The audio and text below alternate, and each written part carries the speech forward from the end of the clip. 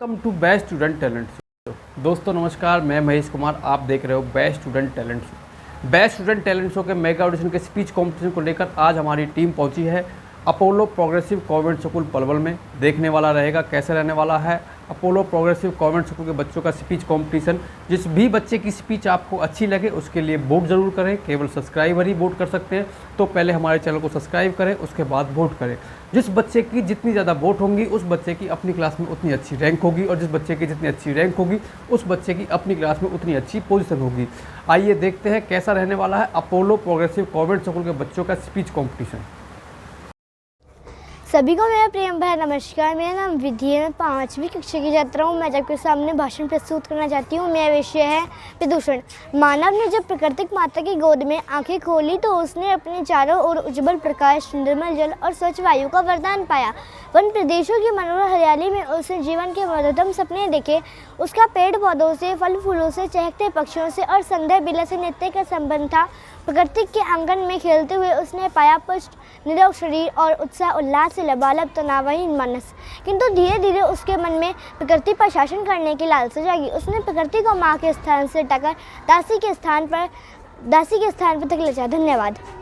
Morning everyone, my name is Arzu from 5th class. I want to say speech. My topic is value of tree.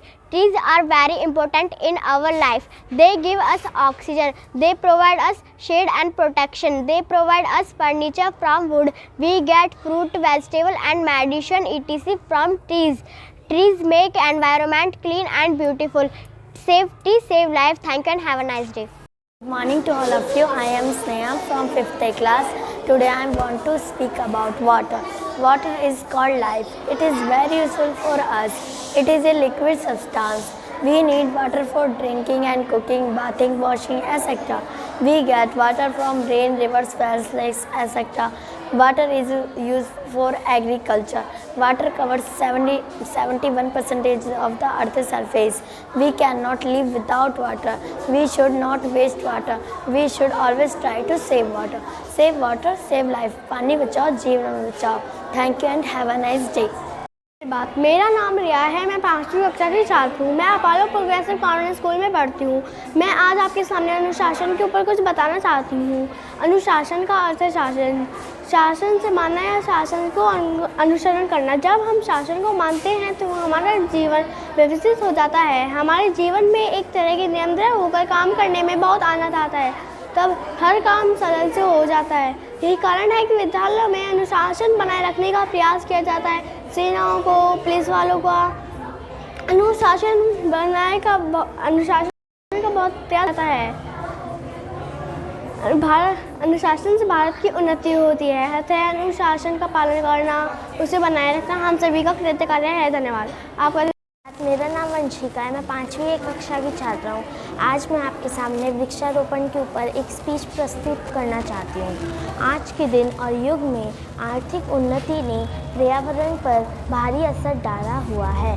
प्रकृति के संतुलन को बनाए रखने के लिए तथा अपने आसपास के वातावरण को बनाए रखने के लिए हमें पेड़ पौधे लगाना बहुत ज़रूरी है।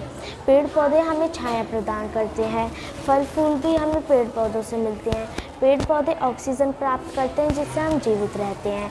कई पेड़ पौधों की छाल से औषधि बनाने की काम आती है। पेड़ पौधों की लकड़ियों से फर्नीचर भी जाते हैं। पेड़ पौधों की प्राप्ति से कागज़ की प्राप्ति होती है जिससे हम पढ़ लिख सकते हैं।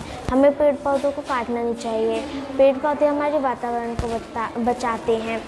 आज हमारी लालच की वजह से हम पेड़ पौधों को काट रहे हैं जिससे पक्षियों के घर उजड़ रहे हैं। इससे बाढ़, भूमि आदि संकट आ सकते हैं। हमारे विद्यालय में यही सीख दी जाती है कि हमें ज़्यादा से ज़्यादा पेड़ लगाने चाहिए। धन्यवाद। नमस्कार, मेरा नाम वंशिका है, मैं 5वीं कक्षा की छात्रा हूँ। आज मैं आपको शिक्षा के बारे में भाषण प्रस्तुत करना चाहती हूँ। सभी को मेरा प्यार भरा नमस्कार। मेरे प्यारे दोस्तों, मुझे यहाँ आकर संबोधित करने का अवसर प्राप्त हुआ है कि ज्ञान वह इन्वेस्टमेंट है जिसका लाभ जीवन के अंत तक मिलता है। एक सामान्य जीवन जीने के लिए हम सबको रोटी, कपड़ा, मकान के अलावा शिक्षा की बहुत आवश्यकता है। एक सामान्य जीवन जीने के लिए हम सबको रोटी, कपड़ा, मकान के अलावा शिक्षा की बहुत आवश्यकता है। अगर हमारे पास सोना है तो उसके खोने का डर है, चोरी होने का डर है, परंतु अगर हम उसको नॉलेज में कन्वर्ट करते हैं तो उसकी चोरी व कम होने का डर नहीं है। इसीलिए हमें शिक्षा के प्रति जागरूक रहना चाहिए।